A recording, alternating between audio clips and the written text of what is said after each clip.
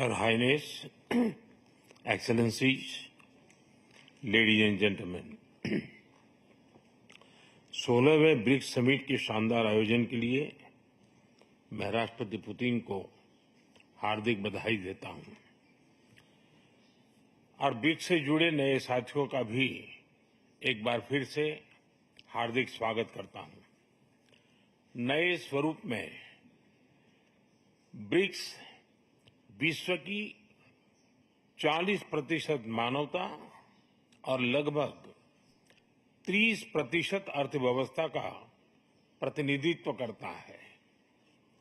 पिछले लगभग 2 दशकों में ब्रिक्स ने अनेक उपलब्धियां हासिल की हैं।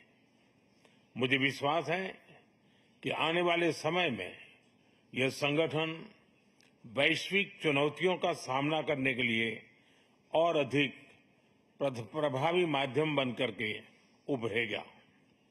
फ्रेंड्स, मैं न्यू डेवलपमेंट बैंक के अध्यक्ष हर एक्सेलेंसी दिल्मा रूसेफ का अभिनंदन करता हूं। पिछले 10 वर्षों में यह बैंक ग्लोबल साउथ के देशों के विकास के लिए महत्वपूर्ण विकल्प के रूप में उभर रहा है।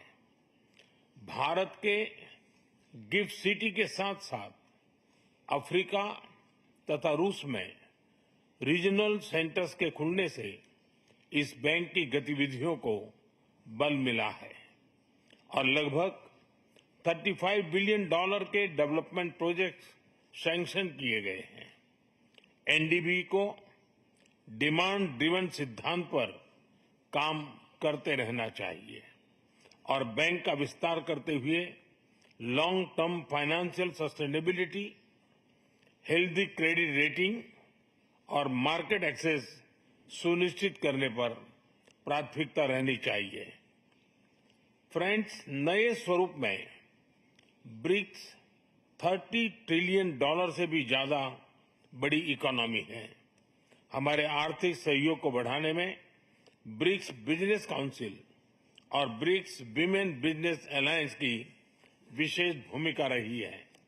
इस वर्ष ब्रिक्स के अंदर WTO reforms, trade facilitation in agriculture, resilient supply chains, e-commerce और स्पेशल इकोनॉमिक जोन को लेकर जो सहमति बनी है, उससे हमारे आर्थिक सहयोग को बल मिलेगा। इन सब पहलों के बीच हमें स्मॉल और मीडियम स्केल इंडस्ट्री के हितों पर भी फोकस करना चाहिए। मुझे खुशी है कि 2021 में भारत की अध्यक्षता के दौरान प्रस्तावित ब्रिक्स स्टार्टअप फोरम इस वर्ष लॉन्च किया जाएगा।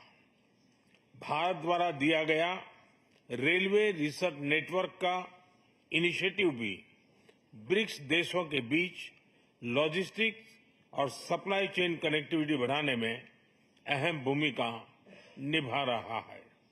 इस साल ब्रिक्स देशों में यूनिडो के साथ मिलकर इंडस्ट्री 4.0 के लिए स्किल्ड वर्कफोर्स तैयार करने पर बनी सहमति बहुत ही महत्वपूर्ण है। 2022 में लॉन्च किया गया ब्रिक्स वैक्सीन R&D सेंटर सभी देशों की स्वास्थ्य सुरक्षा बढ़ाने में मदद कर रहा है। हमें डिजिटल हेल्थ में भारत का सफल अनुभव ब्रिक्स पार्टनर्स के साथ साझा करने में खुशी होगी। फ्रेंड्स, क्लाइमेट चेंज हमारी साझी प्राथमिकता का विषय रहा है। रूस की अध्यक्षता में BRICS open carbon market partnership के लिए बनी सहमति का स्वागत करता है। भारत में भी green growth, climate resilient infrastructure और ग्रीन ट्रांजिशन पर विशेष रूप से बल दिया जा रहा है। International solar alliance, coalition for disaster resilient infrastructure, mission life यानी लाइफस्टाइल फॉर एनवायरमेंट, एक पेड़ मां के नाम जैसे इनिशिएटिव लिए गए हैं। पिछले वर्ष COP28 के दौरान हमने ग्रीन क्रेडिट जैसे महत्वपूर्ण पहल की शुरुआत की। मैं ब्रिक्स पार्टनर्स को इन इनिशिएटिव से जुड़ने के लिए आमंत्रित करता हूं। ब्रिक्स के सभी देशों में इंफ्रास्ट्रक्चर के निर्माण पर विशेष रूप से बल दिया जा रहा है। भारत में मल्टी मॉडल कनेक्टिविटी को तेजी से बढ़ाने के लिए हमने गति शक्ति पोर्टल बनाया है। इससे इंफ्रास्ट्रक्चर विकास के लिए इंटीग्रेटेड प्लानिंग और इम्प्लीमेंटेशन में मदद मिली है और लॉजिस्टिक कॉस्ट कम हुई है। हमारे अनुभव आप सभी के साथ साझा करने में हमें खुशी होगी। फ्रेंड्स, ब्रिक्स देशों के बीच फाइनेंशियल इंटीग्रेशन बढ़ाने के लिए प्रयासों का हम स्वागत करते हैं। लोकल करेंसीज में व्यापार और सुगम रूप से क्रॉस बॉर्डर पेमेंट से हमारा आर्थिक सहयोग सुदृढ़ होगा। भारत द्वारा बनाया गया यूनिफाइड पेमेंट्स इंटरफेस यानी यूपीआई भारत की एक बहुत बड़ी सक्सेस स्टोरी है। इसे कई देशों में अपनाया गया है। पिछले वर्ष हिज हाइनेस शेख मोहम्मद के साथ मिलकर हमने इसे यूएई में भी लॉन्च किया। अन्य ब्रिक्स देशों के साथ भी इसमें सहयोग किया जा सकता है। फ्रेंड्स, भारत ब्रिक्स के अंतर्गत सहयोग बढ़ाने के लिए पूरी तरह से प्रतिबद्ध है। हमारी विविधता और मल्टीपोलरिटी में हमारा दृढ़ विश्वास हमारी ताकत है।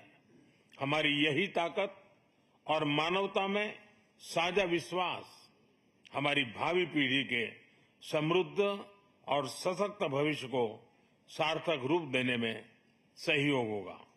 आज की बहुत ही महत्वपूर्ण एवं उपयोगी चर्चाओं के लिए मैं सभी का आभार व्यक्त करता हूं। ब्रिक्स के अगले अध्यक्ष के रूप में मैं राष्ट्रपति लूला को हार्दिक शुभकामनाएं देता हूं।